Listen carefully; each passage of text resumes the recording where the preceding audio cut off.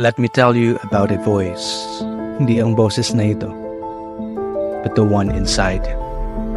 Ang boses na nasa puso at isip mo.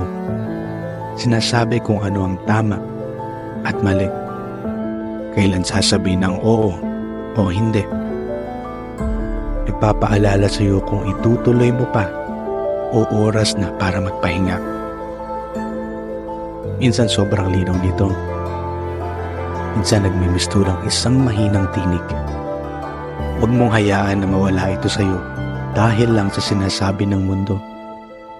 Dahil sa huli, walang sino o kahit na anuman ang nakakaalam kung ano ang makakabuti at tama para sa iyo. Magtiwala ka lang sa boses na ito na nasa iyo. Lahat tayo meron nito. Nakikinig ka ba?